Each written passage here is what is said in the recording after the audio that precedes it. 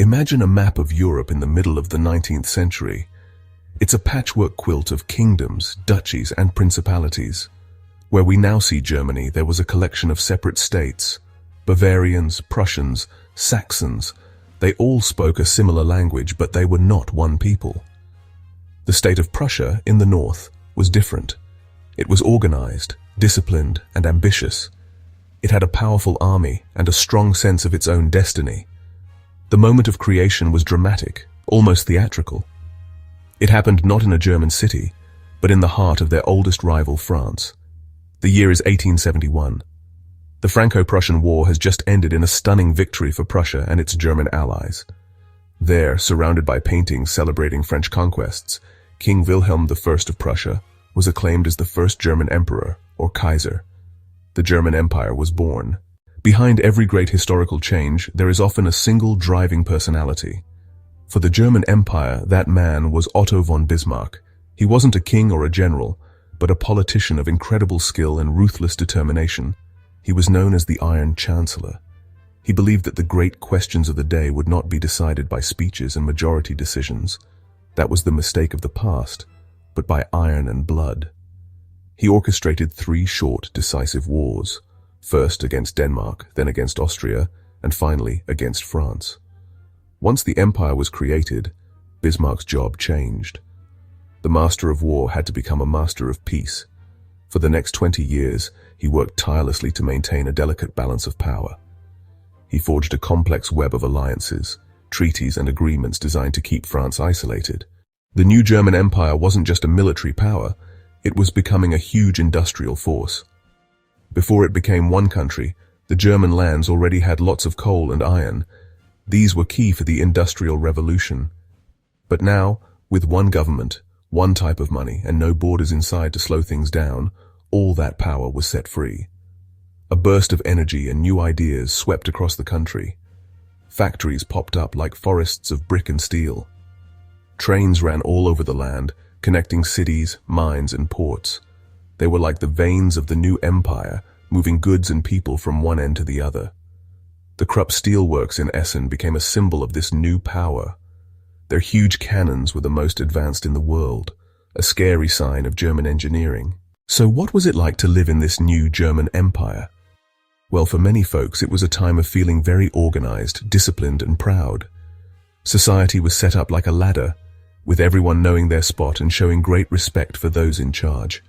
The Kaiser, like a king, was at the very top. He was a big symbol of how strong and united the country was. But it was also a place with amazing art, music, and new ideas popping up everywhere. German universities were thought to be the best in the world, bringing in smart people from all over. The cities, especially Berlin, were lively places full of art, music, and plays. But not everyone shared in this good fortune. For the factory workers, life was often really tough. They lived in small, often dirty apartment buildings called rent barracks. This led to a strong group of people who wanted workers' rights and powerful labor unions. They fought for better pay and working conditions. With its powerful army and booming economy, Germany was no longer just a European power. It wanted a place in the sun, as one of its politicians famously declared. This ambition was personified by the man who came to the throne in 1888, Kaiser Wilhelm II. He was impulsive, arrogant, and determined to make his mark on the world. The most visible symbol of this new ambition was the creation of a massive navy. Wilhelm II had a lifelong obsession with ships in the sea. He saw Britain's Royal Navy, the most powerful fleet in the world, and he wanted one just like it. This decision set Germany on a direct collision course with Britain. Fearful of Germany's growing strength and aggressive posture, old rivals started to come together. France and Russia, who had little in common, formed an alliance.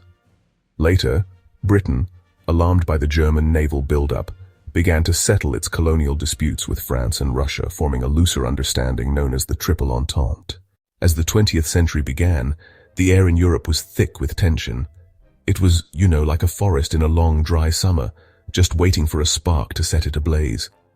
The two great alliances, the Triple Alliance of Germany, Austria-Hungary and Italy, and the Triple Entente of France, Russia and Britain, faced each other across a deep divide of suspicion and fear. A massive arms race was underway.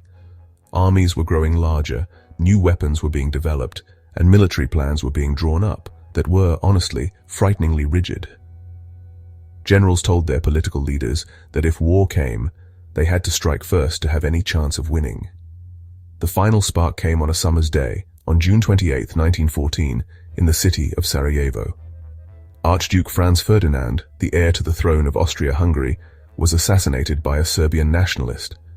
This was the moment the powder keg finally exploded. The rigid military plans, locked in place for years, began to click into motion, one after the other, like a row of dominoes. The tangled web of alliances, designed to keep the peace, was now dragging everyone into war. When the war began in August 1914, there was widespread enthusiasm. In Berlin, as in Paris and London, crowds filled the streets, cheering for their soldiers marching off to the front. Everyone believed it would be a short, sharp conflict.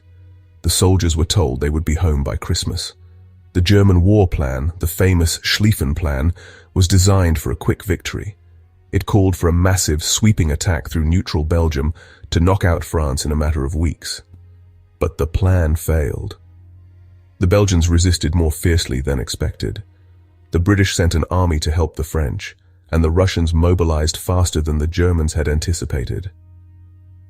After the initial German advance was halted at the Battle of the Marne, just outside Paris, the war of movement ground to a halt. The armies dug in. From the North Sea to the Swiss border, a vast network of trenches was carved into the landscape of northern France and Belgium. This was the Western Front, and it would become a symbol of senseless slaughter.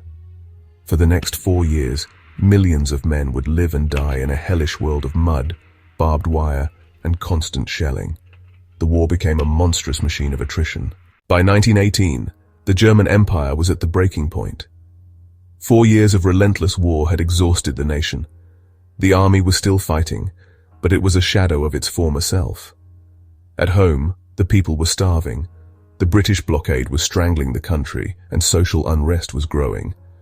In a last desperate gamble, the German High Command launched a massive spring offensive on the Western Front. Using new stormtrooper tactics, they threw everything they had left into one final push. But the German army was too exhausted to sustain the attack.